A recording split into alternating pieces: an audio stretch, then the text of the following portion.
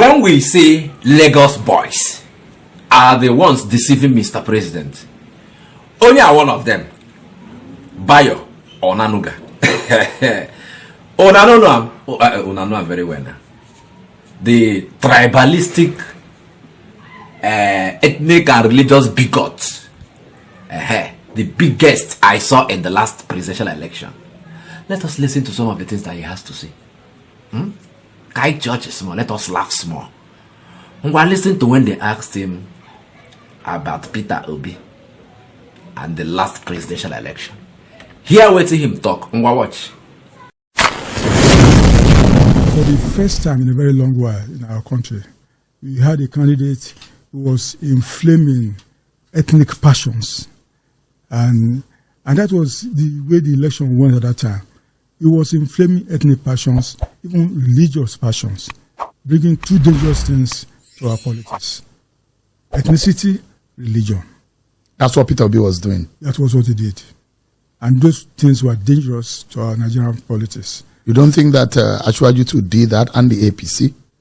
If Ashwaju did that, he would not have lost Lagos.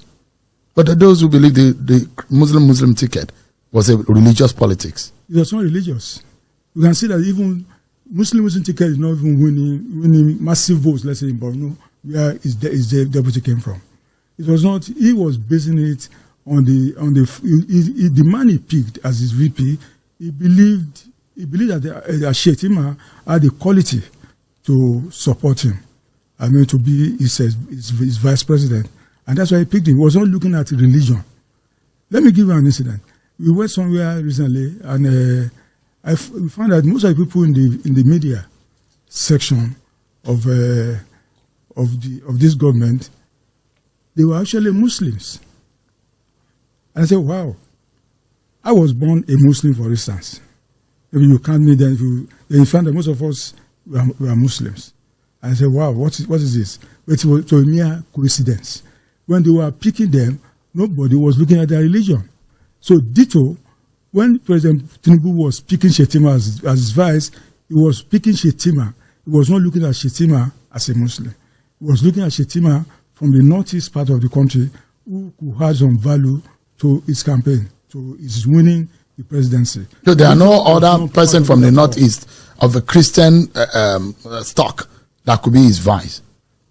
Shetima and the vice president because of his contribution to that campaign. He was with him all the way, even before the primary. So loyalty was one of the reasons why Shetima got the ticket. When you want to appoint somebody to work with you, you have to count loyalty. It's very, very, very vital. And of course, even the quality of the person is also very important. And you can see what Shetima has been doing is loyal to the president, and he has shown a lot of quality as a vice president. You hear him? He said for a long time that this is the first time we are having a presidential candidate that is a religious and an ethnic bigot. Say he thought he can win the election using, whipping up ethnic and religious sentiments. Bayo Onanuga. You? Like they talk this thing. They will come outside. Say make Igbos know they meddle with the politics of Lagos. Like say Igbos don't get the right to vote where they reside according to the Constitution of the Federal Republic of Nigeria. But I know what they pay me. This guy is a renowned journalist who is supposed to know what's up. IDP. But he don't swallow something where he no feel vomit. Lagos boys. Now one of them be this, oh. Nah, him be this. He get one or two way he talk as he touch the comparison between Buhari and Tinubu government. When they ask him, what do you think is the similarity or the difference between Tinubu and Buhari, their style of government? Let us listen to Bayo Onanuga, waiting him talk, or waiting him answer, or waiting him give us answer to that question. Watch. Give us an understanding of how you will compare. You've worked under the Buhari government and Bola Tinubu government. How would you compare the two personalities? Of course, they are different. The two of them are different. I mean, the President Buhari and Bola Tinubu. Let me speak more about Bola Tinubu, because I would say Tinubu is a very, very compassionate leader. And whatever you see him saying outside there, he really means it. When he says he feels the pains of people, he feels their hurt and everything, that is the man. That's the person. And you can see what happened to him. The difference between him and President Buhari, with recent burial of our slain soldiers, he felt he should go there. And he went there, to show empathy. That is, as a commander-in-chief, he felt the pain the military had when their men were killed and so on. That's the kind of person that Tinubu is. He introduced some critical economic measures which had some rebound effects and so on, and he felt, no, something should be done to alleviate the pains that the people were encountering. Again, that shows his compassion, that he's a leader to all this idea of palliatives, interventions and everything, so that people can have some relief from the pains of the economic measures, which, by the way, they are very, very necessary economic measures, like the removal of subsidy, like the amortization of the foreign exchange. They are very, very critical. They are very important economic measures that the government introduced. And, of course, the government may not have envisaged the enormity or the consequences of those measures, but the government quickly moved in to say, look, there are ways we can reduce the pains of this measure. And the government has been doing that all along. So you think that there's a lot of leadership strength that Bola Tinubu has over Muhammadu Buhari? Because even recently, some of your comments shows as much. Well, I said there are two different characters. I will not want to judge President Buhari. I want to speak more about Tinubu. Tinubu has shown, even when you look at his pedigree, as a leader who had a leader with vision. He showed that one in Lagos, and that's why that is even what qualified him, why some of us believed so much in him. We saw his leadership in what he did in Lagos then, how he turned things around in Lagos, and how Lagos now became, as they said, now the fifth largest economy in Africa. If Lagos had to be a nation of its own, Lagos will be successful. And I think Tinubu did that. He achieved that. According to what him talk there, he said Tinubu get compassion. Buhari no get compassion.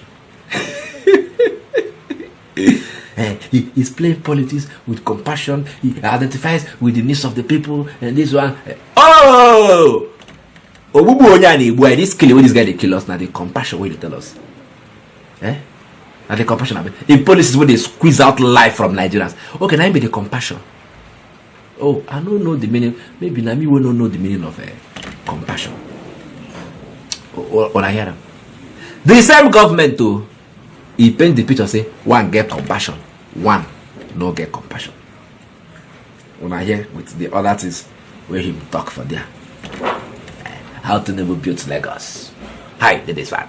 Hi, did that one.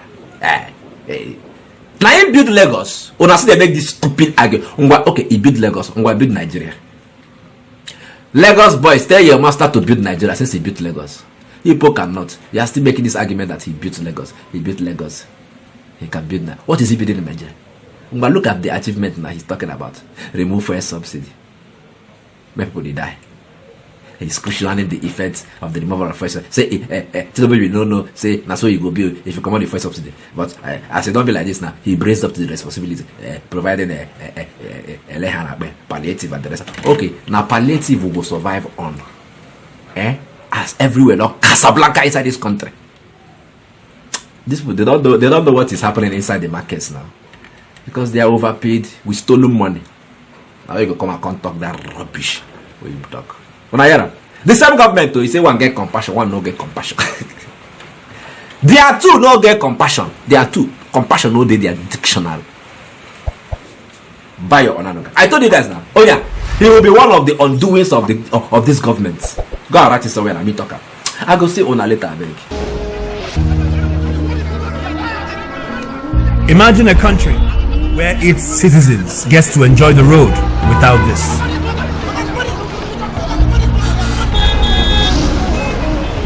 Imagine a country where unprecedented fuel scarcity does not cause panic at the filling station.